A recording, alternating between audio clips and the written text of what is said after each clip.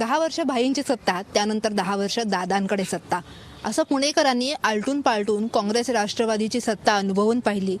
यावेळेला भाजपचे 8ही आमदार आणि 1 खासदार निवडून आलेत आणि त्यामुळे महापालिका निवडणुकांवरती बाजी मारण्यासाठी भाजपही सज्ज झालेली बघायला मिळते. पण यावेळेस नेमकी कोण बाजी मारणार हा सवाल आहे. महापालिका नेमकी कोणाच्या ताब्यात देणार हा सगळा प्रश्न कायम आहेच. पण महत्त्वाचा मुद्दा हा आहे की कोणाच्या ताब्यात सत्ता का द्यायची, याबद्दलच आपण बोलणार आहोत. पुण्यामध्ये आज महापालिकांचा हा महासंग्राम रंगतो आहे. महाराष्ट्र बनमध्ये तुम्हाला सगळ्यांचं स्वागत. सुरुवात करूया आपण थेट नागरिकांपासनं. कोणाला निवडून द्यायचं आणि सत्ता का द्यायची हाच महत्त्वाचा प्रश्न आहे. सर, अगदी मला वाटतं की क्रुशियल क्वेश्चन प्रत्येक नागरिकाच्या मनात यावेळेस असणारा, यावेळेसच नाही तर दर निवडणुकांमध्ये असणारा. काय सांगाल? 10 वर्ष यापूर्वीची सगळी सत्ता पाहिलेली आहे आणि यावेळेस कोण हा प्रश्नही कायम आहे. नाही, भाई झाले, दादा झाले, आता भाऊ येऊ म्हणतायत. प्रश्न एवढाच आहे की सगळ्यांचे जाहीरनामे पाहिले, साधारण प्लस मायनस सगळे सारखेच आहेत. गेली 20 वर्ष सगळं तेच सांगत आलेत. पण प्रत्यक्षात नागरिकांच्या हातात काय पडलं हा एक अत्यंत महत्त्वाचा विषय आणि तो काही कोणी बोलत नाही. याचं कारण एवढंच आहे की यंदाच्या निवडणुकीचं वैशिष्ट्य असं आहे की कोण कुठल्या पार्टीत आहे हे नागरिकांना कळेपर्यंत मतदानाचा दिवस उजाडणार आहे आणि त्यानंतर नक्की कोण कोणाबरोबर एकी करणार आहे हे कळेपर्यंत पुढची 5 वर्ष जाणार आहेत. त्यामुळे नागरिकांचे प्रश्न सुटतील असं काही वाटत नाही. नागरिकांच्या मनात हाच प्रश्न आहे की कोण कुठल्या पक्षात, मग मतदान कसं करणार हा तर पुढचा टप्पा. नाही, मुद्दा असा की आत्तापर्यंत जसं सांगितलं अनेक पक्ष अनेकांच्या सत्ता आल्या गेल्या, पण कोणाकडच्याही सत्तेने काहीही फरक झाले नाही. सामान्य नागरिक बससाठी प्रवास करायचा प्रयत्न करतो. 8 ते 10 लोक अगदी वाईट परिस्थितीत असून सुद्धा ते करतायत, पण एकानेही कुठलीही वचनं पूर्ण केलेली नाही. काँग्रेसच्या जाहीरनाम्यापासून मोफत बसेसपासून अध्यक्षांच्या संदर्भात आपले इथले आजचे पाहुणेसुद्धा त्यांनी मागच्या वेळेस 2 महिन्यापूर्वी सांगितलं होतं 2 दिवसात नवीन अध्यक्ष येतील. खासदारांनी सांगितलं होतं 8 महिने झाले अध्यक्ष नाही. स्वस्त काही होत नाही. 5 रुपये 10 रुपये आणि 250 रुपये बाकीकडे करतात तसं करण्याचं परिवर्तन केली. आणि हे काय घरची मालमत्ता आहे का? आता 900 बसेस 1200 पैकी 900 बसेस निवडणुकीला घेतात. मग 300 बसेसमधनं 10 लाख लोकांनी एका दिवशी त्या दिवशी कसं करायचं? मी हे कशासाठी करताय? नाही तर तुम्हाला ताकाला जाऊन भांडं लपू नका. तुम्हाला PMP बंद करायची तर बंद करा. मेट्रो गाजवायचं त्याच्यासाठी PMPला ढासळ रसातळाला नेत आहे का? हा प्रश्न आहे. आम्हाला आशा कोणाकडनं नाही. कोणी काहीतरी त्यातनं चांगलं केलं तर निश्चितपणे त्यांना जनता साथ देईल. आशा कुणाकडनंच नाही असं सर म्हणतात. हीच परिस्थिती यावेळेस पुणे महापालिकेची. ही परिस्थिती आत्ता तर आहेच, यापूर्वीही होती. आजही आता जेवढे पक्ष रिंगणामध्ये आहेत त्याच्यापैकी एकानेही क्षेत्रसभा घेण्याचे आश्वासन एकानेही दिलेलं नाही. क्षेत्रसभा ही नागरिकांच्या हक्कासाठी, नागरिकांचे प्रश्न मांडण्यासाठी, नागरिकांना काय हवं नको हे बघण्यासाठी एक अत्यंत उत्तम साधन आहे. परंतु एकाही पक्षाने त्याचा उल्लेख केला नाही. सोशल ऑडिटचा उल्लेख नाही. आपण निवडून आलो म्हणजे आपण पुणे महापालिकेचे मालक झालो अशा पद्धतीचाच अजून प्रचार चालू आहे. त्याच्यामुळे कुणाला निवडून द्यावं हा पुणेकरांसमोर जसा प्रश्न आहे तसा त्या उमेदवारांनाही कळत नसेल की आपण कशासाठी निवडून येतोय. म्हणजे राज्य करण्यासाठी, लोकांची सेवा करण्यासाठी, का त्यांना कंपनी म्हणून मग कुठलं तरी सल्लागार पद मिळणार आहे किंवा चेअरमनशिप मिळणार आहे त्या अनुसार सगळ्या ते पुणेकरांवर सत्ता गाजवणार आहेत अशीच परिस्थिती. त्याच्यामुळे एकही सध्या तरी पक्ष असा दिसत नाही. अजून या उमेदवारांकडे वेळ आहे. त्यांनी क्षेत्रसभेचं आश्वासन द्यावं आणि ते करून दाखवाव्यात. नाहीतर क्षेत्रसभा न घेतल्यास राजीनामा देऊ असं जाहीर करावं. ते जे जाहीर करतील त्यांना लोकांनी मतं द्यावीत.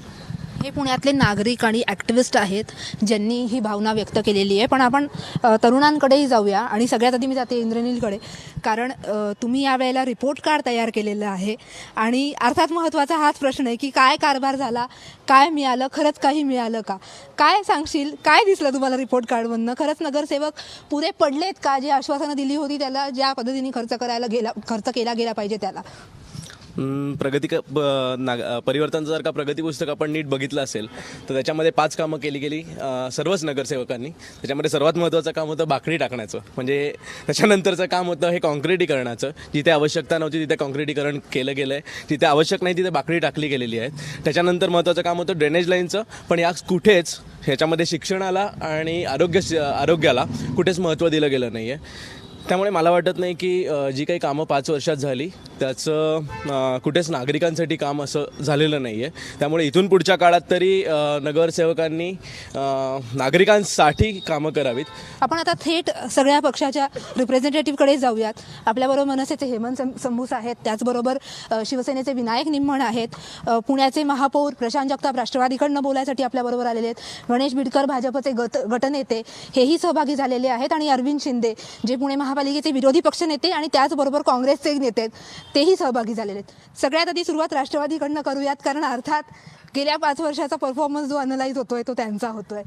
काय सांगाल? सगळेच जण म्हणतात की ज्या गोष्टी व्हायला हव्या होत्या त्या काही 5 वर्षात झालेल्या दिसत नाही, 5 काय 10 वर्षात गेल्या झालेल्या दिसत नाही आहेत. नागरिकांच्या प्रश्नांकडे दुर्लक्ष झालंय. शेवटी सामाजिक कार्यकर्त्यांनी काय बोलावं हा त्यांचा वैयक्तिक विषय आहे. पुणे महानगरपालिकेमध्ये मागच्या 10 वर्षामध्ये राष्ट्रवादी काँग्रेस पार्टीने अत्यंत चांगल्या पद्धतीने या शहराचा विकास करण्याचा प्रयत्न केलेला आहे. मागच्या 10 वर्षाचा आपण जर आढावा घेतला तर या शहरामध्ये ज्या ज्या गोष्टी हव्या होत्या, फ्लायओव्हर्स हवे होते, कॉन्क्रीटचे रस्ते हवे होते, सुवेज ट्रीटमेंट प्लांट्स असतील, वॉटर ट्रीटमेंट प्लांट्स असतील, त्याचबरोबर शहरच्या आउटस्कटला वाढत आहेत.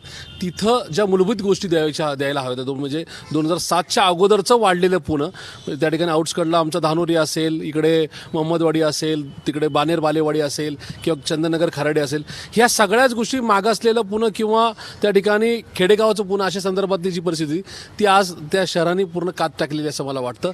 या शहरामध्ये वाढलेला रोजगार, या शहरामध्ये वेगवेगळ्याच्या बाबतीत वाढलेल्या ऑपॉर्च्युनिटीज, ह्या सगळ्याच गोष्टी निश्चित शहर पुढे गेलेलं आहे या संदर्भामध्ये सूचक दाखवत आहे आज मला या ठिकाणी असं वाटतं. तुम्ही म्हणताय प्रगती झाली, अनेक योजना झाल्या, पण त्यांची साधी भावना आहे की आम्ही तुम्हाला का निवडून द्यायचं पुन्हा हा प्रश्न आहे. कारण त्यांच्या ज्या अपेक्षा होत्या ते म्हणजे ट्रान्सपोर्टसाठी PMPचा असेल मुद्दा किंवा कचऱ्याचा प्रश्न असेल, या सगळ्या ज्या मुद्दे म्हणजे नागरिकांना डे टू डे संबंध येणारे जे मुद्दे, जसं इंद्रनीलनी आता सांगितलं त्यांच्या रिपोर्ट कार्डमध्ये हे स्पष्ट दिसले की काँक्रिटीकरण आणि बेंच बसवणे यावरच सगळ्यात अधिक नगरसेवक खर्च करतात. या खरंच गरजा आहेत का नागरिकांच्या? निश्चित या ठिकाणी कॉन्क्रीट करण्याचे जे विषय आहेत, शेवटी या शहरामध्ये वेगवेगळ्या पक्षाचे नगरसेवक निवडून गेलेले आहेत. त्या ठिकाणी ज्या ठिकाणी आवश्यकता आहे त्या ठिकाणी कॉन्क्रीटचे रस्ते निश्चित केलेले आहेत. एक निश्चित आहे की कॉन्क्रीटच्या रस्त्याच्या माध्यमातून पुढची 10-12 वर्ष किमान 5 वर्ष तरी आपल्याला रस्त्याच्या संदर्भातला खर्च आपला तो वाचतो. त्या ठिकाणी त्यांनी कशा पद्धतीने करावा, पण नागरिकांचे पैसे वाया जाऊ नयेत, त्या ठिकाणी महापालिकेचं कुठं वेस्टेज होऊ नये याची काळजी निश्चित घ्यावी. बेंचेसच्या माध्यमातून लोक आवश्यकतेनुसार द्यायचा प्रयत्न करतात, पण मला असं वाटतं की इथून पुढच्या काळामध्ये बेंचेसच्या संदर्भामध्ये कुठेतरी लिमिटेशन देण्याची गरज आहे आणि ते निश्चित आम्ही येणाऱ्या आगामी काळात करू. पण हे होत असताना शहर म्हणून जे काय द्यायचं होतं ते देण्याचा आमचा प्रयत्न आलेला आहे. काय सांगाल? नागरिकांची थेट नाराजी दिसते. अर्थात ॲक्टिव्हिस्ट बोलतायत, वेगवेगळ्या मुद्द्यांवरती बोलतायत आणि ते मुद्दे जे नागरिकांच्या हिताचे, नागरिकांसाठी महत्त्वाचे आहेत त्याच गोष्टी घडल्या नाहीत अशी त्यांची भावना आहे. शहराचा प्रश्न फक्त सिमेंट आणि बाकड्यांपर्यंत सीमित करून ती चर्चा तुम्हाला करता यायची नाही. शेवटी बाकडे असेल किंवा सिमेंटचा रोड असेल, आमच्या प्रभागामधल्या नागरिकांची जी मागणी ती आम्ही पुरवणार. मला कोथरूडमधला काय म्हणतोय आणि मी माझ्या भागामध्ये काय केलं पाहिजे हा विरोधाभास आहे. पण जर विषय तुम्ही जर प्रामुख्याने घेतला तर पुणे महानगरपालिकेचा तुमचा ओव्हरऑल परफॉर्मन्स काय ह्याच्यावर तुमची चर्चा झाली पाहिजे. तर मला आनंद वाटेल या 5 वर्षामध्ये जरी आमचं केंद्रात सरकार नसेल, राज्यात सरकार नसेल, पण पारितोषिके आम्हालाच मिळाली. म्हणजे स्मार्ट सिटीसाठी जर कोणतं निवडलं गेलं तर पुणे निवडलं गेलं, घनकचरा प्रक्रिया कोणी चांगली केली तर पुण्याला निवडली गेली. म्हणजे ह्याच्यामध्ये जर आमच्या सरकारनेच आम्हाला दिलं असतं तर तुम्हाला शंकेचा वाव असला असता. पण भाजपच्या सरकारने राष्ट्रवादी आणि काँग्रेसच्या यांना प्रत्येक वेळेला सर्टिफिकेट दिलं आहे चांगलं काम करण्याचं, म्हणून आम्हाला वाटतं तेवढंच खूप बोलकं आहे पुणे शहरासाठी. पण येणाऱ्या काळामध्ये पण तुम्ही, माझा प्रश्न वेगळा आहे की ज्या वेळेला आम्ही ह्या पुणे शहराला काँग्रेसवर पक्षाची 10 वर्ष सत्ता, 15 वर्ष सत्ता होती, त्याच्यानंतर राष्ट्रवादी आणि काँग्रेसची सत्ता राहिली, पण भाजप आणि सेनेची जी काही वर्तणूक ह्या पुणे शहराकडे होती त्या प्रत्येक वेळेला नेगेटिव्ह ॲटिट्यूड होती. पर्वतीच्या जलकेंद्राचे अनुदान JNNRMचे 265 कोटीचं आम्हाला आलं, ते रद्द केलं. जकात बंद होऊन LBT आली, LBTचे 76 कोटी व्यापाऱ्यांचे कुणी माफ केले तर ते भाजपने माफ केले. म्हणजे अनेक वेळेला या पुणे शहराला जर बसेस आम्ही आणू, म्हणजे इलेक्शनच्या अगोदर गुजरातच्या धर्तीवर सार्वजनिक वाहतूक व्यवस्था आणू, पण एकही बस आजपर्यंत 2.5-3 वर्षात आणू शकले नाही. मेट्रोला 3 वर्ष विलंब लावला का, तर मेट्रो आणायची वेळेवर इलेक्शनच्या, पण विलंब का लावला तर एका खासदाराची प्रॉपर्टीज वाचवायचेत. म्हणजे ह्याच्यामध्ये प्रत्येक वेळेला स्वार्थ आहे. पुणे शहराला काय द्यायचं ह्याचं नाही आहे. पुणे शहराने जी चूक केली 8 आमदारांनी खासदार देऊन त्याचे हे फळ भोगण्याचं काम. पुणे शहरावर जर कोणती करवाढ झाली तर भाजपने केली, पाणीपट्टीवर वाढ झाली भाजपने मतदान केलं. पण भाजपने आणि सेनेने एकदा सांगावं, या 10 वर्षाच्या कालावधीमध्ये काही झालं नाही म्हणतात. तर स्वतः आमचे मित्र त्या कालावधीमध्ये चेअरमॅन होते, श्याम देशपांडे चेअरमॅन होते शिवसेनेचे. BRTला शिवी द्यायची पण BRTचे टेंडर मान्य करायचे. इतर गोष्टीवर भाजपने विरोध करायचा पण टेंडर मान्य करायचे. म्हणजे ह्यांचा हा विरोधाभास या पुणे शहराला चांगलं माहिती आहे. म्हणून आता जे काही सत्य परिस्थिती आहे, पुणे शहर ह्यांना यांची जागा दाखवल्याशिवाय राहणार नाही एवढंच मला कळतं. अनेक वर्ष रखडलेली मेट्रो भारतीय जनता पार्टीने मान्य केली. हिंजवडीची मेट्रो मान्य केली. 950 कोटी रुपये ह्या बजेटमध्ये मेट्रोसाठी प्रस्तावित केले. नदी सुधार योजनेला जवळपास 900 कोटी रुपयाचं अनुदान मान्य केलं. जे नाही आम्हाला बोलू द्या, आम्हाला एकही रुपया आणि मिनिटं मान्य केलेलं आहे कचऱ्यासाठी. खरं बोलावं कचऱ्यासाठी या माध्यमाचा वापर खोटं बोलण्यासाठी करू नका. 1 रुपया सुद्धा जर जमा झाली असेल ना, 1 रुपया सुद्धा तर आम्ही यांना माहिती नाहीये त्याचा पहिला हप्ता 25 कोटी रुपयाचा पहिला हप्ता महापालिकेत जमा झालेला आहे आणि सगळे प्रोजेक्टचे जे पैसे त्याचा केंद्र सरकारने जायका कंपनीशी ॲग्रीमेंट केले, महापालिकेची ट्रायपार्टी ॲग्रीमेंट केले. त्यामुळे केंद्र सरकारच्या जर का ॲग्रीमेंटला तुम्ही किंमत देणार नसताल तर हे नाही. मग अनुदान कसलं आलं? जायकाने महानगरपालिकेचे प्रॉपर्टीज अंधन ठेवून लोन घेताय? अजिबात नाही. केंद्र सरकारने लोन घेतलं आणि आम्हाला अनुदान दिलंय. काय केंद्र सरकारने कर्जात बुडवतोय अजून. तुम्ही एकही रुपया अनुदान दिलेलं नाहीये. एकही रुपया कर्ज नाहीये. डेव्हलपमेंट प्लॅन आम्ही मान्य केला. डेव्हलपमेंटचा हा उद्योग आहे. यांना अपेक्षित असणाऱ्या हे पहिल्यांदा घडतंय म्हणून तटकऱ्यांची चौकशी चालू आहे. यांनी कायम आपल्या कंपन्यांना काम देण्याचं काम धंदा हा राष्ट्रवादी काँग्रेसचा आहे, भारतीय जनता पार्टीचा नाही. पार्टीने मागची 1.5 वर्ष हा विलंब केलेला आहे. हे पारदर्शीपणे काम करणारा माणूस आहे. पारदर्शी कारभाराचा मुद्दा. मंत्री बापटांनी बसेसच्या कोणत्या कंपनीची शिफारस केली? 24/7 मध्ये मुख्यमंत्र्याच्या ऑफिस मधनं कोणत्या कंपनीची शिफारस झाली? मग बेडकर साहेबांनी तेही सांगून टाकावं. पण पारदर्शी कारभाराचा मुद्दा त्यांनी उपस्थित केलाय आणि सगळ्यात जास्त हा मुद्दा जो लावून धरताय सध्या ते शिवसेना. याच मुद्द्यावर खरं तर युती पण तोडण्यापर्यंत सगळी मजल गेलेली होती. अनेक मुद्दे होते अर्थात, पण पारदर्शी कारभार हे कारण पुढे केलं गेलं. काय सांगाल? या पुणे महानगरपालिकेमध्ये राज्य शासन असेल, केंद्र शासन असेल, याकडनं किती जरी सांगत असाल की आम्ही एवढे पैसे मंजूर केले, तेवढं हे केलं, तेवढं ते केलं, पण आज मितीपर्यंत पुणे शहराला केंद्राकडनं किंवा राज्याकडनं 1 नया रुपयाचंही अनुदान किंवा मदत केंद्राकडनं मिळालं नाही. विशेषतः भाजपकडनं पुणे शहरामध्ये उच्च न्यायालय व्हावं अशी इच्छा होती पुणेकर नागरिकांची, ते कोल्हापूरला हलवलं. IIM सारखी शैक्षणिक संस्था पुणे शहरामध्ये येणं गरजेचे होती, ते नागपूरला हलवली. पुण्यातले मोठे मोठे उद्योगधंदे जे पुणे शहरासाठी युवकांच्या रोजगारासाठी आवश्यक होते, ते मोठे मोठे उद्योगधंदे गुजरातमध्ये असेल किंवा नागपूरमध्ये विदर्भात असेल या ठिकाणी हलवले. असा पुणेकरांविषयी भाजपच्या मनात आकस आहे. राष्ट्रवादी काँग्रेसकडे दूरदृष्टी नाही, नियोजन नाही. याकरता पुणेकर जनता यावेळेस परिवर्तनाची लाट ही नक्की शिवसेनेसोबत आहे. आदरणीय उद्धव साहेबांनी ज्या पद्धतीने 26 जानेवारीला भाजपपासून शिवसेना स्वतंत्र केली, तेव्हापासून संपूर्ण मराठी माणसाच्या मनामध्ये, हिंदुत्ववादी माणसाच्या मनामध्ये शिवसेनाविषयी वेगळ्या तऱ्हेचं प्रेम, आपुलकी निर्माण झाली. आणि या महानगरपालिका निवडणुकीमध्ये नक्की शिवसेना स्वबळावरती सत्ता या ठिकाणी घेईल असा आम्हाला विश्वास आहे. उशिरा का असेना पण त्यांनी आता सोड चिठ्ठी दिली आहे, ती खरी आहे का खोटी आहे ती निकालानंतर कळणार आहे असं मला वाटतं. नंतर कळेल. हा महत्वाचा पॉइंट तुम्ही हायलाइट. नाही तर मला असं वाटतं जनतेने हे समजून घ्यावं, हा कल्याण डोंबिवली नाही का महानगरपालिकेसारखा खेळ होईल की जनतेमध्ये फक्त खोटी भांडणं दाखवायची, निवडणुकीमध्ये विरोधी आमची सोडचिठ्ठी खरी खोटीपेक्षा तुम्ही खेटायला जाऊ नका, एवढं सांभाळा. आमच्या बाबतीत काळजी करण्याचं काही कारण नाही. असं विचार करण्याची काही गरज नाही. त्याचं कारण असं आहे की महानगरपालिकेमध्ये मागच्या ज्या काही निवडणुका झाल्यात महाराष्ट्रातल्या, त्याच्यामध्ये आपण पाहिलेलं आहे की प्रत्येक महानगरपालिकेच्या निवडणुकीच्या वेळेस शिवसेना बीजेपीची भांडणं दाखवली जातात आणि ती महानगरपालिकेची निवडणूक झाली की पुन्हा तिथे युतीच्या माध्यमातून एकत्र येण्याचं कामकाज केलं जातं. या संदर्भात निमण साहेबांना हा विसर पडतोय की ते केंद्र आणि राज्य सरकारचा उल्लेख नेहमीच करतात, परंतु त्यात ते सुद्धा सहभागी आहेत. केंद्रात पण म्हणूनच हा प्रश्न आहे ना की खरंच तुमची युती तुटली आहे का नाही तुटली आहे का, महापालिकांपुरती तुटली आहे. पण मनसेकडे जाऊयात. पुणे शहराचे जर प्रश्न घेतले, भामा आसखेड प्रकल्प कोणामुळे रखडला? ह्यांच्यामुळे तो रखडला. नाही, तुम्ही काय धुतल्या तांदळासारखे नाही हो बरं का, की तुमच्यामुळे किती प्रकल्प रखडले, योजना आणल्या, कुठल्या योजना पूर्ण झाल्या, त्यासाठी काय पाठपुरावा केला का या राष्ट्रवादी काँग्रेसने सत्तेमध्ये असून सुद्धा? मुख्यमंत्री म्हणाले होते 9 महिन्यामध्ये मी उरळी देवाच्या कचऱ्याच्या प्रकल्पाचा मी हे करीन, मार्ग सोयीस्कर करीन. झालं का? पिंपरी सांडस प्रकल्प अजून मान्यता मिळत नाही. कुठे अडकलंय? म्हणजे कोणालाही याची जाण नाही आहे.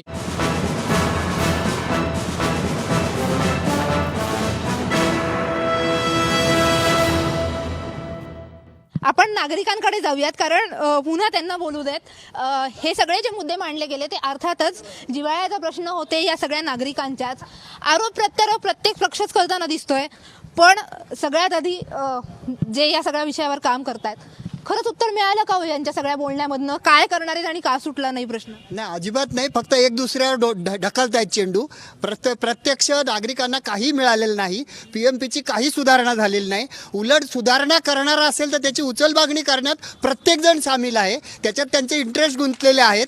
काही सुधारणा झालेली नाही. स्वस्त करायचं म्हटलं, सगळ्यात देशात महागडी बस आहे. ते म्हणतात 550 बसेस येणार. AC बस जास्त तोट्यात घालणारी हे सिद्ध झालेलं आहे. तज्ज्ञानं सांगितलंय, तरी त्यांचा आग्रह AC बसचा करायचा आहे ते तोट्यात असलेली अजून रसातळाने नेण्याचा भाग आहे. ह्याच्यात नागरिकाच्या हितासाठी कोणीही काही करत नाही. त्यामुळं करणाराच त्याचं काही करून दाखवा आणि मग नागरिकांकडे जा, अशी नागरिकांची भूमिका आहे. आज जे सगळे प्रस्थापित पक्ष आहेत ते मोठ्या मोठ्याच बाता मारतायत, म्हणजे मेट्रो आणण्याच्या, BRTच्या, फ्लावरच्या, सगळ्यांच्या बाता मारतात. मग ह्यांच्यातून वस्ती कुठं सुटल्या? 60% जनता तर वस्तीत राहते. त्यांच्या मूलभूत गरजांचं काय? म्हणजे संडासाची अवस्था इतकी बिकट आहे. मी स्वतः वस्तीमध्ये राहते. ती तुंबलेल्या संडासामध्येच लोक त्याच्यामध्ये जातात. मग कुठला विकास आणि कुठली स्मार्ट सिटी याला म्हणता येईल का? तुम्ही प्रत्येक मुद्दा धरून धरताय कचऱ्याचा. मग कचरा कामगारांचं काय? त्यांना देताय का सुरक्षितता? त्यांच्या ह्याचं काय? मग प्रत्येक पक्ष फक्त मिरवण्यासाठीच आहे. वस्तीत जातो का? लोक अक्षरशः म्हणतात 5 वर्षांनी आम्हाला फक्त थोबाड दाखवायला जातात. थोबाडच हे शब्द वापरतात. तर काय यांचं म्हणणं? म्हणजे काय विकास आहे हा? काय विकास आहे हाच प्रश्न आहे. खरंच काय प्रयत्न झालेत असं वाटतंय का? म्हणजे काहीतरी प्रयत्न केले त्यांनी 5 वर्षात? आत्ता तुम्ही त्यांचा पूर्ण वाद ऐकला. म्हणजे वादामध्ये एक क्लिअर अगदी अंडरलाईन दिसते ती हे वाद एकमेकांशी घालतात, पण अगदी क्लिअरली ओपनली सांगतात की आम्ही टेंडर पास करतो. हे एकमेकांचं नाव घेऊन सांगताय ते टेंडर पास करतो. म्हणजे टेंडर पास करतो म्हणजे काय? कॉन्ट्रॅक्टर, बिल्डर्स आणि तिसरा म्हणजे गुंड, या तिघांचं संगनमत झालंय. आता BJPत ते नव्हते, हे तिन्ही घटक त्यांच्याकडे पण आलेत. त्यामुळे जे काँग्रेसमधले घटक, राष्ट्रवादीतले घटक आज BJPमध्ये आलेत.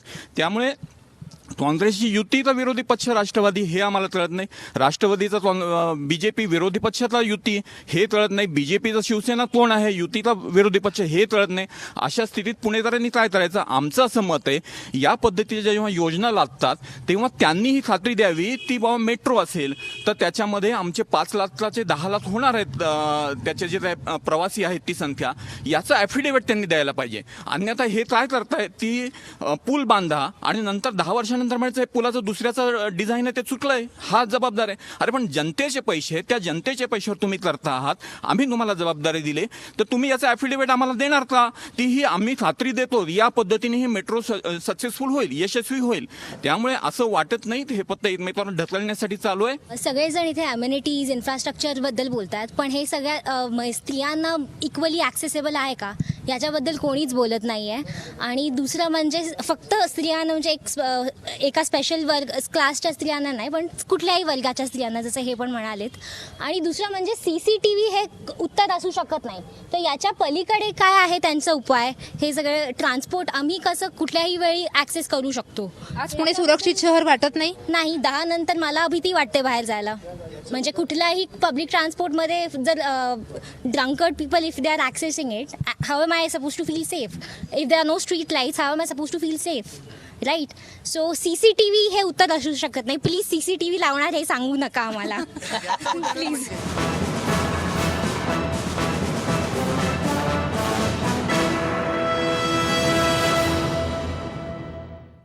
अनेक मुद्दे नागरिकांनी उपस्थित केलेले आहेत आणि त्यातला प्रामुख्याने मुद्दा आहे तो म्हणजे सुरक्षेचा.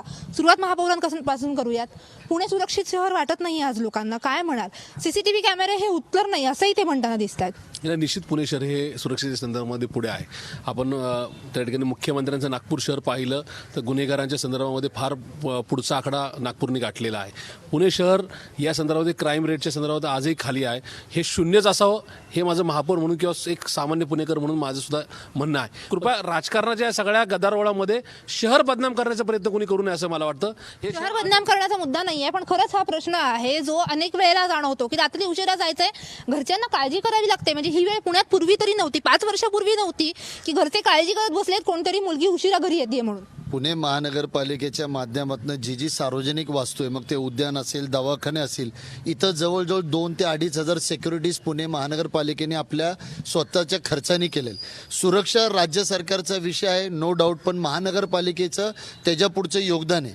म्हणजे सेक्युरिटी, महिला सेक्युरिटीज आम्ही गार्डन्समध्ये, हॉस्पिटल्समध्ये ठेवलेले आहेत. आता जर हा विषय जर बसेसचा आला तर बसेसमध्ये प्रत्येक जागी ठेवणं मुश्किल. तसं तर आता नुकतीच एक इन्सिडेंट झालं की IT सेक्टरच्या आतमध्ये सुद्धा एक मर्डर झालेला होता. म्हणून आपण माझं पहिलं पुणे शहर इतर शहरांपेक्षा सर्वात सुरक्षित शहर आहे हे आपण कबूल केलं पाहिजे पहिले. आणि उपाययोजना जी आहे त्यामध्ये आम्ही करतोच आहोत. ट्रॅफिकसाठी सुद्धा आम्ही 1500 वॉर्डन्स दिलेले आहेत. म्हणजे असं कुठेही नाही की आम्ही उपाययोजनेला कमी पडलेलो आहोत. माझ्या मनामध्ये प्रश्नचिन्ह आहे. भाजपने ज्या पद्धतीने 162 पैकी 57 उमेदवार बाहेरचे घेतले दुसऱ्या पक्षातले आणि खास करून गुंड प्रवृत्तीचे घेतलेले आहेत, यांना आता महानगरपालिका गुंडाच्या ताब्यात द्यायची का काय, अशा प्रकारचा प्रश्नचिन्ह माझ्या मनामध्ये आहे. त्याच्यामुळे हे शहर आता गुंडांच्या हातात देण्याचं काम भाजप करत आहे. याचा आता सामान्य पुणेकरांनी विचार करावा. आला हे मान्य करतायत ना थोडक्यात? आला हे आणि आम्ही जे घेतले यांच्यात जे होते तेव्हा पवित्र होते, आमच्यात आले की गुंड झाले. असं काही नाही, आमच्यात कोणी गुंड घेतला नाही. आम्ही गुंड आम्ही घेतला नाही. हे त्याच्याबरोबर लढतायत. तो पप्पू गायकवाड मोकात शिक्षा झालेला आरोपी बरोबर हे निवडणूक लढवत आहेत. आणि हे काय सांगतात, काय खोटं बोलतात धांदट. अखेर रोज वृत्तपत्रामध्ये येते नाही ते गुन्हेगार तुम्ही घेताय. एक नाही 5-5, 6-6 लोकांचे फोटो मंत्र्यांबरोबर झळकतायत. पण त्यांनी काय सांगावं? अहो सुसंस्कृत नाही, गुंडांच्या बाबतीत यांनी काही बोलूच नाही. आयुष्यभर गुंड पोचणाऱ्या ह्या पार्ट्या आहेत. म्हणून तुमच्याकडे आले, हे अमान्य पण करता येत नाही ना. कोणी आलं नाही आमच्याकडं कोणी गुंड आले आम्ही घेतलेले नाहीयेत. आम्ही कुठल्याही गुंडांना तिकीट दिलेली नाहीयेत की आम्ही त्यांना सुधारण्यासाठी घेतले. आता हेच काम राहिले यांच्याकडे. अरे नागपूर जेल मधनं गुन्हेगार पळतात, त्यांच्याकडे बघा. गुन्हेगार घेतले त्यांना शुद्ध करण्यासाठी. काय बोलताय? गुंडांना आम्ही तिकीट दिली नाही. यांच्या बरोबर जे उमेदवार आहेत त्यांना घरातल्या लोकांना तर दिली गेली आहेत ना, पण त्यांच्या घरातल्या लोकांना दिली काय आणि दुसऱ्यांना दिली काय, हाही प्रश्न आहे. महत्वाचा मुद्दा आहे. तुम्ही म्हणताय की पुण्यात ही परिस्थिती नाही, पुणे सुसंस्कृत आहे, पण काय परिस्थिती आहे खरंच? म्हणजे आज राजकीय पक्षांमध्ये ही परिस्थिती असेल तर खरंच काय म्हणायचं? म्हणजे आशा ठेवायची का? सगळेच पक्ष, कुठलाही पक्ष याला अपवाद ठरताना दिसत नाही. आज राष्ट्रवादी काँग्रेस आणि भाजपमध्ये खऱ्या अर्थानं कोणत्या पक्षात गुंड जास्त चढाओढ लागलेली आहे? काँग्रेस पक्षामध्ये नाहीये. शिवसेनेने तपासून पाहावं. शरद मोहोळ ज्याला शिक्षा लागली आणि जो येरवडा जेलमध्ये शिक्षा भोगतोय त्याला यांनी पार्टीत घेतलंय. विनायकरावांना ते आठवत नसेल. नाही, शरद मोहोळ गेले 2-3 वर्ष जेलमध्ये आहे. त्याला पार्टीत घ्यायचा संबंधच येत नाहीये. तो जेलमध्ये असताना पार्टीत घेऊ का आम्ही? आता काय चाललंय? महत्वाची गोष्ट असं आहे, पुणे शहराचं आत्ता सांगितल्याप्रमाणे खऱ्या अर्थानं क्राईम रेशो वाढत चाललेला आहे. म्हणजे सरकारमध्ये आहात, तुमच्या आहे ना, मी तेच सांगतो ना. सरकारने काय उपाययोजना केली ते सरकार सामान्य नागरिक सुद्धा सांगेल की या ठिकाणी पोलीस खातं हे माननीय मुख्यमंत्र्यांच्या अखत्यारीत येतं. त्या ठिकाणी माननीय मुख्यमंत्री जे भाजप शिवसेना सरकार आहे ते काय करताय? अन्यथा त्यांनी एकदा राजीनामे देऊन मोकळं व्हावं. म्हणजे आम्हाला तरी आम्ही राजीनामे देतो आणि तुम्ही आतमध्ये जाऊन बसा, बिलकुल नाही, तेच होणार आहे. त्याची काळजी करायचं ते तुम्ही करा. परंतु राजकीय भावना बाजूला ठेवून जर विचार केला तर पुण्याचा सध्या क्राईम रेट हा खऱ्या अर्थाने वाढत चाललेला आहे. पुन्हा थोडंसं असुरक्षित बनत चाललं, याविषयी कोणाचं दुमत असायचं कारण नाही. ज्या पद्धतीने प्रशासनावरती राज्य शासनाचा वचक हवा आहे, कारण शेवटी गृह खातं हे मुख्यमंत्र्याच्या अखत्यारीत आहे. तिथं मुख्यमंत्री असेल, गृह खात्याचा मंत्री, राज्यमंत्री कोण असेल, त्यापेक्षा जो काय पोलीस खात्यावर वचक हवा, गुन्हेगारांवर जो पोलिसांचा वचक हवा, हा वचक निश्चित पुण्यामध्ये कमी होत चाललेला आहे. गुन्हेगारी पुण्यामध्ये वाढत चाललेली आहे. आणि ही जर संपवायची असेल तर पुणे शहराच्या विकासासंदर्भात एक चांगला दृष्टिकोन असणारा, ज्याच्या हातात खऱ्या अर्थानं सत्ता दिल्यानंतर नागरिकांमध्ये एक विश्वास तयार होईल, बा ही लोक आम्हाला सुरक्षितता देऊ शकतात आणि सुरक्षितता फक्त शिवसेना देऊ शकते. सुरक्षितता शिवसेना देऊ शकते हे पटणार आहे का? आणि काय म्हणणं आहे, खरंच सुरक्षेचा प्रश्न पुण्यात गंभीर होत चाललाय. आता कसं आहे, हे शिवसेनेला तोडफोड आणि बाकीच्या करण्याच्या गोष्टी यांना फार जमतात, त्याच्यामुळे कदाचित शिवसेनेच्या संदर्भामध्ये गुंडगिरी करून थकली, आता तो विडा उचललाय भाजपने. आता भाजप हा गुंडांचा पक्ष, हे तुम्हीच सांगता. त्यावेळेला तुमच्या पक्षातही काही वेगळं बघायला नव्हतं मिळालं. आमच्या पक्षामध्ये आता मारड्यांच्या पत्नीला तिकीट दिलं होतं तुम्ही. कोणाला? मारड्यांच्या बायकोला तिकीट दिलं होतं की तुम्ही? ती गुंड नाहीये, ती नाहीये, ती नाहीये, ती आहे असं कोणी म्हणतही नाहीये. ती गुंड नाहीये. पहिली गोष्ट, ती समाज कार्यच करतेय, ही पहिली गोष्ट बरं का. हे यांनी थेट गुंडांना दिलेलं आहे, गुंडांना व्यासपीठावरती बसवलेलं आहे. आणि मी तुम्हाला सांगू, खरंच ही आमची बांधिलकी आहे हा, म्हणजे नागरिकांसाठी, की महिलांची सुरक्षितता ही राहिलीच पाहिजे. महिलांची सुरक्षितता ही राहिली पाहिजे, ही आमची बांधिलकी आहे. आणि त्यासाठी जे म्हणून करता येईल ते आम्ही. तुम्हाला खरंच आयडियल सिच्युएशन वाटते कदाचित की त्यांच्या पत्नीला तिकीट दिल्यावर त्यांच्यावर इन्फ्लुएन्स नसणार आहे काही? नागपूरचा क्राईम रेट बघा आणि पुण्याचा क्राईम रेट बघा.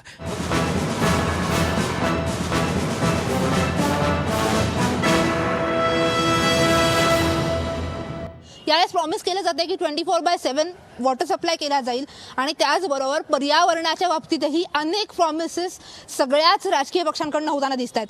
काय म्हणणं आहे, तुम्ही गेले अनेक दिवस लढताय या सगळ्या मुद्द्यावरती बीडीपीच्या, खरंच पर्यावरण हा महत्त्वाचा मुद्दा, गंभीर मुद्दा मानला जातोय का राजकीय पक्षांकडून? आता पर्यावरण काही राहिलेलंच नाही आहे. आता फक्त बीडीपीचा निर्णय त्यांना किती TDR द्यायचा किंवा बांधकाम द्यायचं याच्यापर्यंत थांबवला आहे. परंतु ज्या कारणासाठी डीपी थांबवला होता तो वर्षभर का थांबला आणि 1 वर्ष संपायच्या क्षणाला त्यांनी डिक्लेअर केला. त्या डीपीची हे सगळे पक्षवाले CBIची चौकशी करणार का? डीपी प्रसिद्ध केला, सबमिट केला, काढून घेतला आणि पुन्हा वर्षांनी जाहीर केला. याच्यामध्ये ते 359 आरक्षणाचा मुद्दा काढतायत. तर 359 आरक्षणं पुन्हा रिस्टेट केली, याचा अर्थ नेमका काय झाला याची चौकशी केली का? कोणाची रिझर्वेशन आता गेल्या 15 दिवसात उठवली? यांनी जे मुद्दे मांडले, डीपीचा सगळ्यात महत्त्वाचा प्रश्न होता, गेले अनेक दिवस त्याच्यावरती वाद चर्चा झाली. खरंच नागरिकांना काय फायदा होणार आहे का? मी त्याच्या आधी एकच फक्त वेगळं वाक्य सांगतो, प्लीज सगळ्यांनी ऐकावं, की अल पसिनो नावाच्या एका अतिशय विख्यात अभिनेत्याचं असं म्हणणं आहे की when there is love there is everything is in line, when there is no love there is chaos. आणि दुर्दैवानं आता हा सगळा केऑस दिसतोय. नक्की यांचं प्रेम कोणावर आहे, कशावर आहे, पुण्यातल्या कुठल्या गोष्टींवर आहे, हे यांनी जाणून घ्यावं. आणि खरं जर पुण्यावर प्रेम असेल तर अनेक जे मुद्दे मांडलेले, DP पासून ते अनेक रिव्हर आत्ता त्यांनी बोलले तसे पर्यावरणीय मुद्दे आहेत, या सगळ्याला खऱ्या अर्थानं पुण्यावर प्रेम करणारं जे नागरिक म्हणून त्यांनी बघावं, राजकीय पक्ष म्हणून बघू नये. पुणे शहराविषयी आस्था कोणालाच नाही आहे. कारण की इतक्या वेळ जी इथं चर्चा चालू आहे ना, या पक्षांनी गुंड आणला, त्या पक्षांनी गुंड आणला, पण पुण्यातली जी वाढती गुन्हेगारी आहे ती रोखण्याचं काम आम्ही करू असं कुठलाच पक्ष सांगत नाही. ही आस्था जोपर्यंत यांच्यात निर्माण होत नाही तोपर्यंत काही उपयोग नाही. ही चर्चा ही चालतच राहणार. 5 वर्ष आली की इलेक्शनला तुम्ही सगळ्यांना बोलवणार, सगळे नागरिक येणार, पण जे मूळ मुद्दे आहेत ते बाजूला ठेवायचं काम चाललेलं आहे. आत्ता मागाशी निमण साहेब जेव्हा सांगत होते, महापौर साहेब पाडा वाचत होते, कुठली प्रकल्प कुठं नेला, मग जो तो प्रकल्प तिथं जात होता तर तुम्ही काय करत होता असा माझा त्यांना प्रश्न आहे. 24/7 पाणी पुरवठ्याचं आश्वासन प्रत्येक जाहीरनाम्यात जवळपास दिसतंय. काय वस्तुस्थिती आहे? खरंच इतका बिकट का होत चाललाय पुण्याचा पाण्याचा प्रश्न? आणि मग 24/7 हे पॉसिबल होणार आहे का? 24 तास पाण्याचं फक्त गाजर आहे, हे यातलं कोणी ते करू शकणार नाही हे सगळ्यांना माहिती आहे. 2 वर्ष 24 तासात एकदा पाणी देताना यांची फेफे उडाली. हे 24 तास पाणी देणं शक्यच नाही आहे, पण गाजर काहीतरी दाखवलं पाहिजे म्हणून दाखवलं जात आहे. एक फक्त शेवटचा प्रश्न आहे सगळ्यांना मला विचारायचा आहे, की प्रत्येकजण म्हणतोय की आम्ही अतिशय निश्चित निवडून येणार आहोत, आमचंच बहुमत येणार आहे. असं असताना सगळ्यांनी दुसरीकडनं लोक आयात का केली, आपल्याच कार्यकर्त्यांना तिकीटं का दिली नाहीत, हा महाराष्ट्रातल्या सगळ्या जनतेला पडलेला प्रश्न आहे. याची उत्तरं बिडकर साहेबांनी सुरुवात करावी, बाकी सगळ्यांनी द्यावीत अशी आमची विनंती. शेवटी एक मुद्दा, ह्या 2 प्रश्नांवर उत्तर घेऊयात, पण काय अपेक्षा, खरंच आशा वाटते का हे सगळं ऐकल्यानंतर? मी लोकायत आणि सोशलिस्ट पार्टीकडनं बोलतोय. आम्ही प्रभाग क्रमांक 14मधनं 3 जागा लढतोय. ज्यावेळी आम्ही लोकांपर्यंत जातो तर लोकांचं स्पष्ट असं मत आहे की महानगरपालिका ही बिल्डरांच्या घशात जात आहे, म्हणून लोकांना पर्याय हवा आहे. लोक आम्हाला 1 रुपयापासून त्यांना जे शक्य आहे ते कॉन्ट्रीब्युशन देतात. 1200 ते 2000 रुपयाच्या दरम्यान रोज कॉन्ट्रीब्युशन लोक देतात, एक रुपया गोळा करून. याचा अर्थ असा आहे की लोकांना प्रस्थापित पक्ष नको आहे, लोकांना पर्याय हवा आहे आणि आज पर्याय उपलब्ध करून देणारी जनतेने आमच्यासोबत यावं असं आम्हाला वाटतं.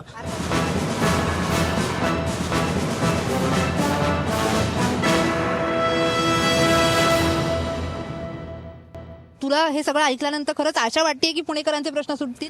अजिबात नाही, कारण nobody is talking about women's issue the way जसं त्यांना बोलायला पाहिजे. म्हणजे सगळं काय सिक्युरिटी मेजर्स घेतले तेच सांगतायत, म्हणजे त्याच्यापुढे काय विजन आहे ते अजिबातच सांगत नाही आहे. सो मला तर काय आशा वाटत नाही आहे जे प्रस्थापित पक्ष आहेत त्यांच्याकडून. निश्चितच नाही, कारण लोकांचे जे मूलभूत प्रश्न जे सोडवण्यासाठीची जी काही राजकीय इच्छाशक्ती आहे ती कुठेही दिसत नाही. फक्त एकमेकांच्यावरती आरोप करायचे आणि जबाबदाऱ्या ढकलून द्यायच्या असं याच्यातनं दिसतं. नाही, आता सगळ्यांनी प्रश्नाला बगल दिली. अध्यक्ष कधी देणार PMPला? हां, त्याच्यानंतर प्रवासी वाढवणार का? भांडावासही वाटत नाही कुणाला मुद्दा. आता मांडावासही वाटत नाही, कारण सगळ्यांचे त्याच्यात हितसंबंध असल्याशिवाय असं होणार नाही. स्वस्त करणार का आणि प्रवासी वाढवणार का? ह्या 3 गोष्टी सगळ्यात महत्त्वाच्या. त्याचं खरं गांभीर्याने असेल तर त्यांनी विचार करावा, उत्तर द्यावं. हे प्रश्न सुटणार नाही त्याची खात्री अशासाठी आहे की आत्ता जरी तुम्ही बघितलं तरी इकडे नागरिक प्रश्न विचारत होते, त्यांच्या समस्या मांडत होते, पण ते सगळे आपापसात बोलत होते. नागरिकांनी काय विचारलंय याच्याकडेही कुणी लक्ष देत नव्हतं. त्याच्यावरून कळतं की किती नाही सांगू शकत. पण चॅलेंज देईन मी आत्ता येतं सगळ्यांच्या समोर, असं नका बोलू, कारण माझं लक्ष आहे तिकडे तुमच्याकडे. त्याच्यामुळे हे प्रश्न सोडवतील किंवा प्रश्न सोडवायसाठी निवडणूक लढवायची असते, ते यांच्या गावी सुद्धा नाही आहे. केंद्रस्थानी नाही आहेत असं हे सगळे म्हणताना दिसत आहेत. काय वाटतंय, खरंच प्रश्न सुटणार आहेत अशी आशा वाटतेय का? नाही, आशा तर आहे, याच्या पुढे विकास होईल असं आशा आहे. आशा वाटते, तुम्ही आशा व्यक्त करताय. तुमचं काय म्हणणं आहे? मैं भी आधा पौन घंटे से सब चर्चा सुन रहा हूँ, लेकिन एक घटक जो पुणे में जो सबसे ज़्यादा अभी ये कारपोरेशन के इलेक्शन के अंदर जो सत्ता लाने वाली वो एक ही घटक है जो कारपोरेशन के अंदर सत्ता ला सकता है, वो रिक्शा चालक. हर एक वार्ड के अंदर, हर प्रभाग के अंदर ज़्यादा से ज़्यादा 5 से 6 हज़ार रिक्शा चालक है, और इन्होंने रिक्शा चालक का पूरा हक मारे हुआ है महानगर पालिका ने और नगर सेवकों ने. क्योंकि मैं खुद 11 जुलाई मैं आम आदमी रिक्शा चालक संगठन का अध्यक्ष है, और 70 से 80 नगर सेवकों को हमने एक निवेदन दिए थे ऐप का. और ओला उबेर जैसे बेकायदेशीर जो गाड़ियाँ चल रही, ओला उबेर जैसे बेकायदेशीर गाड़ियाँ जो चल रही, इसकी वजह से आज रिक्शा वाले के मुंह में की रोजी छीने जा रही है. इसके ऊपर कोई ध्यान नहीं दे रहा. कलेक्टर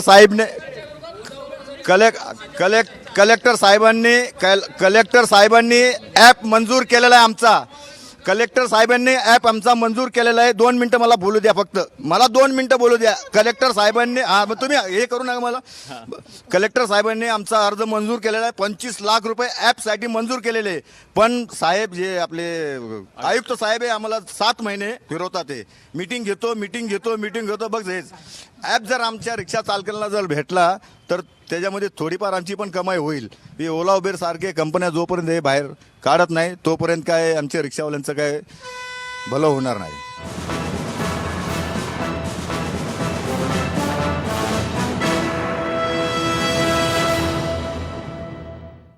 नागरिकांच्या प्रतिक्रिया ऐकल्या. नागरिक सगळे म्हणताना दिसत आहेत की नुसते मुद्दे मांडले जात आहेत, काय प्रत्यक्षात होणार ही शंकाच आहे.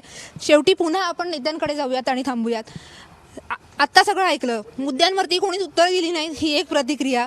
आणि दुसरा मुद्दा की काय करणार. जाहीरनामे पाहिले, तेच मुद्दे, जे ह्यांचे प्रश्न आहेत त्यांच्याकडे मात्र खरंच लक्ष आहे का? तुम्ही इतर पक्षांचे जाहीरनामे पाहिलेत. आता आमचा जो निश्चयनामा म्हणून जो येतोय ना, तो तुम्ही बघा. त्याच्यामध्ये तुम्हाला काहीतरी ठोस मिळेल. तो ब्लूप्रिंट प्रमाणे त्यालाही उशीर झालाय का? नाही, ब्लूप्रिंट तुम्ही याचा अर्थ तुम्ही अभ्यासच नाही केलेला ब्लूप्रिंटचा. ती ब्लूप्रिंट आहे ना, ती इतर पक्षांनी घेतली की इतर पक्षांना त्याची गरज वाटली आणि दुसऱ्या कुठल्या पक्षालाही जमलं नाही की महाराष्ट्राची ब्लूप्रिंट सादर करावी, किंवा त्यांना ती करता पण नाही आली जी महाराष्ट्र नवनिर्माण सेनेने केली. राजकीय पक्षांना खरंच नागरिकांच्या मुद्द्यांची काही देणं घेणं आहे का, हा सवाल नागरिक विचारतात. नाही, शिवसेनेची बांधिलकी जनतेशी आहे, सत्तेशी नाही. हे आदरणीय उद्धव साहेबांनी आम्हाला शिकवलेली गोष्ट आहे. आणि तुम्ही 2-2.5 वर्षात जर प्रामुख्याने जर पाहिलं असेल, पुण्यातल्या सर्व मूलभूत नागरी समस्या संदर्भात मग ते वाहतूक असेल, BRT असेल, पाणी असेल, मिळकत कर वाढ भाजपाने राष्ट्रवादीने एकत्र केलेली असेल, अशा विविध नागरी प्रश्नासंदर्भात शिवसेनेने रस्त्यावर उतरून या ठिकाणी आंदोलन केले.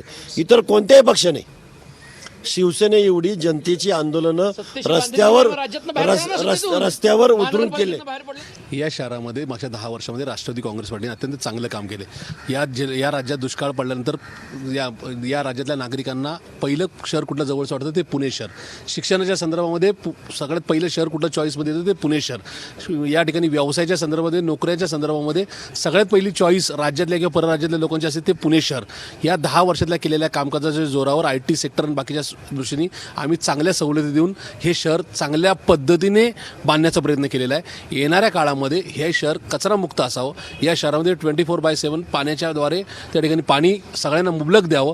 या शहरात विकासाची जी काही व्हिजन आहे ही माननीय मुख्यमंत्र्यांच्या, माननीय पालकमंत्र्यांच्या नेतृत्वाखाली आमच्याकडेच आहे. स्मार्ट सिटी असेल, 24/7 असेल, 24/7 सगळ्यात जास्त आत्महत्या झाल्या 24/7 असेल, मंत्र्यांनीच कबूल केलेला आहे. DP असेल, मेट्रो असेल, रिंग रोड असेल, विमानतळ असेल, हे सगळे मूलभूत प्रश्न जे होते या शहराचे, हे फक्त भारतीय जनता पार्टीच्या सरकारनेच त्यांना हात घातला आणि सोडवण्याचा प्रयत्न. मूलभूत प्रश्नामध्ये सुरक्षा, महिलांची सुरक्षा, महिलांचे टॉयलेट्स हे सुद्धा येत आहे. महिलांचे टॉयलेट्सला सगळ्यात जास्त निधी माननीय पंतप्रधानांनी जाहीर केला. त्या निधीच्या माध्यमातून इथं टॉयलेट्स उभे राहिलेत.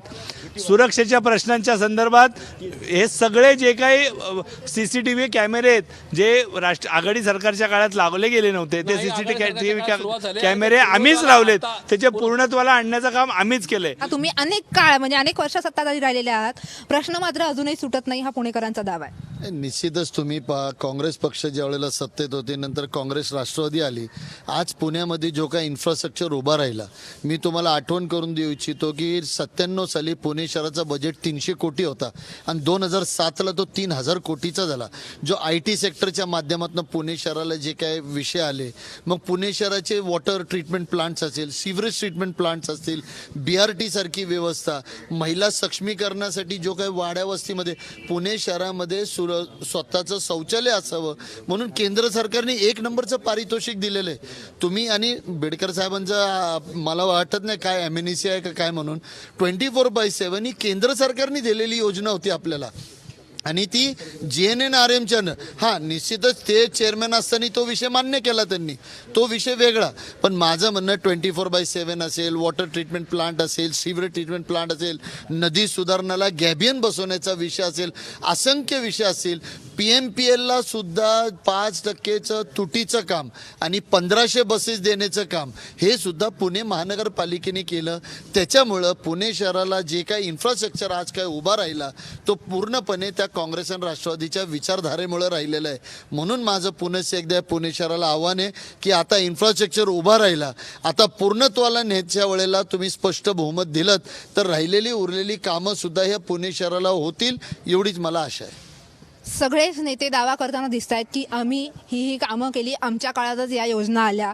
पण दुसरीकडे नागरिक मात्र हीच भावना व्यक्त करताना दिसत आहेत की आमचे प्रश्न काही सुटलेले नाही आहेत. अर्थात या निवडणुकीमध्ये मतदान तर करणारच आहेत, हे सगळे मतदार आहेत आणि या सगळ्यांच्या मतदानाच्या माध्यमातून उत्तर दिलं जाईलच. कोणता पक्ष निवडून येईल हे 23 तारखेला कळेलच.